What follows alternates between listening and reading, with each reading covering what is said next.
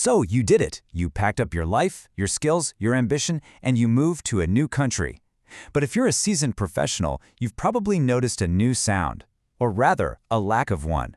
It's not the familiar hum of a busy office, or the constant ping of new emails. It's something else entirely. Yeah, it's silence. That deafening quiet where your phone used to be buzzing nonstop with calls from colleagues, headhunters, and your network. It's the sound of an inbox that's, well, just empty. A place where you used to juggle dozens of requests every single day. I mean, think about it for a second. Back home, you had a kind of professional gravity, right? You walked into a room and people listened. You had a capital R reputation, something you spent years, maybe even decades building. Your name opened doors. But then you got here. You landed, you updated your LinkedIn, you started sending out that same impressive CV, and what happened? Crickets. Or maybe you got that polite, soul-crushing email about needing more local experience. Suddenly you're not a leader with huge potential. You're an unknown, a question mark. To them, you're just a risk. So what's really going on here? Well, this brings us to a really critical idea, one that nobody ever tells you about in the immigration brochures. It's what we call the reputation exchange rate. You thought your career capital was like gold, valuable anywhere in the world. But it turns out it works a lot more like currency. That's right, your hard-earned reputation is like paper money. It's worth a ton in the country that printed it. But the second you cross a border, its value just plummets. All that social proof, all that credibility you built up, it basically resets to zero. And you can see why, right? A recruiter in New York has no idea that the university you went to is basically the Harvard of your country. A hiring manager in Sydney doesn't know that the company you worked for is a massive, respected industry leader back home. All of your biggest accomplishments suddenly become invisible because they're completely stripped of their local context. And look, this isn't just the feeling you're having. The data backs it up. Take a look at Canada.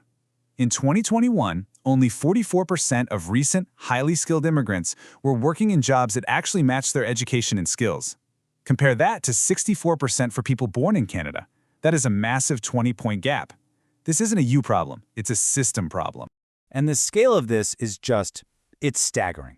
In the United States alone, there are nearly 2 million college-educated immigrants who are either unemployed or stuck in low-skilled jobs. Let that sink in.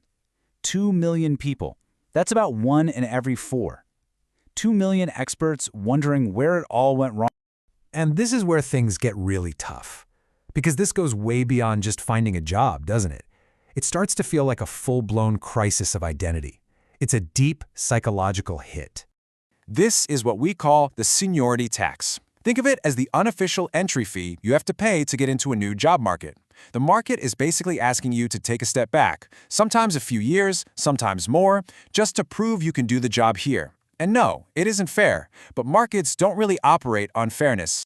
So, okay, that's the tax. But what's the real cost? What are you actually paying? Because it's so much more than just a smaller paycheck or a less impressive title. The real cost is emotional. It's psychological. A lot of people call it an ego death. You don't just feel like you lost a job, you feel like you've lost yourself.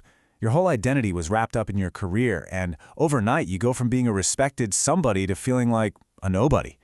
Researchers even have a name for this, the de-skilling process.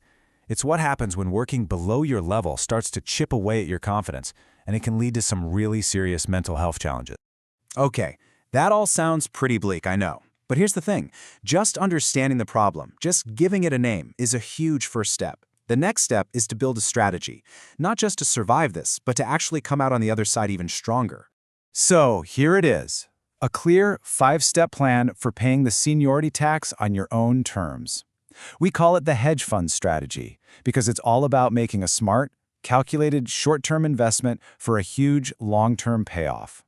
It starts with killing the ego, then translating your experience, finding a bridge project, mastering humility, and finally, setting a very clear timeline.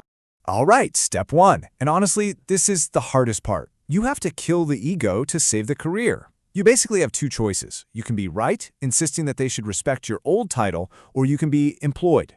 This is about mastering the language of humility. And I don't mean groveling. I mean strategically accepting that a step back is the entry fee. It's the toll you have to pay to get inside the building. You can't climb the ladder if you can't even get in the door. Number 2, translate. Don't just transcribe. Your old title is meaningless here, but your impact? That's a universal language. So don't just say you were a senior program manager. Show them what you actually did. I managed a $2 million budget and led a team of 15 people to deliver 20% growth year over year. Numbers, results. Make your value undeniable. Third, you need a bridge project. The goal here is super simple. Get one recognizable local name on your CV. That's it.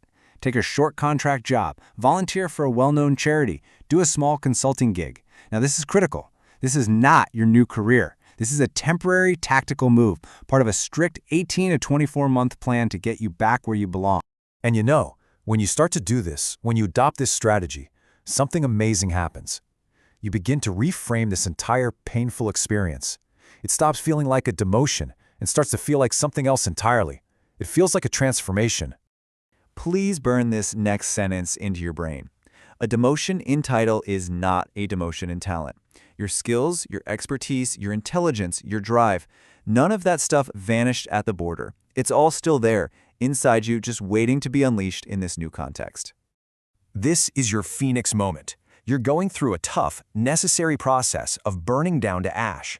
I know it's painful, and I know it feels like an ending, but it's actually the essential first step to rising again, stronger, wiser, and perfectly adapted to your new world. So, if this is you right now, if you're feeling that frustration, hearing that silence, and mourning that loss of identity, I want you to remember that the seniority tax is a temporary toll. If you pay it strategically, with a clear plan, you will rebuild your career. This isn't the end of your story. The real question is, could this be your new beginning?